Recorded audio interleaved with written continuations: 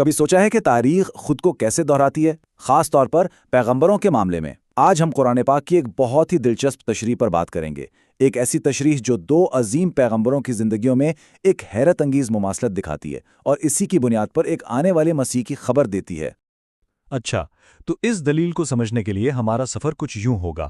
ہم ایک نبوی مماثلت سے شروع کریں گے، پھر حضرت موسیٰ علیہ السلام کے دور کا ماڈل دیکھیں گے۔ اس کے بعد ہم دیکھیں گے کہ یہی نمونہ حضرت محمد صلی اللہ علیہ وسلم کے دور میں کس طرح ایک آئینے کی طرح نظر آتا ہے، اور پھر آخر میں ہم اس کے منطقی ڈھانچے کو سمجھیں گے اور دیکھیں گے کہ دوسرے علماء اس بارے میں کیا کہتے ہیں۔ تو چلیں اس میں گہرائی میں اترتے ہیں اور اس قرآنی آیت سے شروع کرتے ہیں جو اس پوری دلیل کی اصل بنیاد ہے۔ یہ آیت، یہ ہے وہ بنیاد جس پر ساری دلیل کھڑی ہے۔ اس کی تشریح یوں کی جاتی ہے کہ اللہ تعالیٰ فرما رہا ہے کہ اے لوگو، ہم نے تمہاری طرف جو رسول بھیجا ہے، یعنی حضرت محمد صلی اللہ علیہ وسلم، ان کا مشن بالکل ویسا ہی ہے جیسا ہم نے فرعون کی طرف ایک رسول یعنی حضرت موسیٰ علیہ السلام کو بھیجا تھا۔ یہ صرف ایک معمولی موازنہ نہیں، بلکہ ایک گہری ساختی مماثلت کا اشارہ ہے، ایک طرح کا خدائی بلو پرنٹ۔ یہاں دیکھیں، یہ بات اور بھی واضح ہو جاتی ہے۔ دونوں ادوار میں کتنی گہری مماثلت ہے۔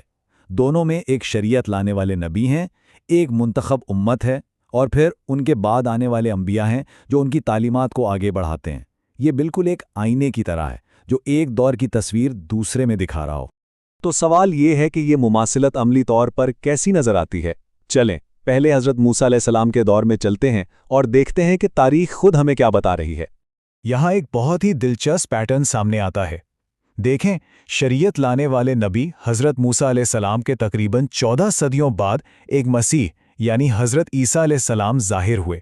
یہ کوئی چھوٹی بات نہیں، یہ ایک بہت اہم تاریخی نمونہ ہے۔ تو بات یہ ہے کہ یہاں ایک اصول قائم ہو رہا ہے، ایک شریعت لانے والے نبی، پھر تقریباً 14 صدیوں کا وقفہ، اور پھر ایک مسیح کی آمد۔ اس نقطے کو ذرا ذہن میں رکھیے گا، کیونکہ یہ آگے چل کر بہت اہم ثابت ہونے والا ہے۔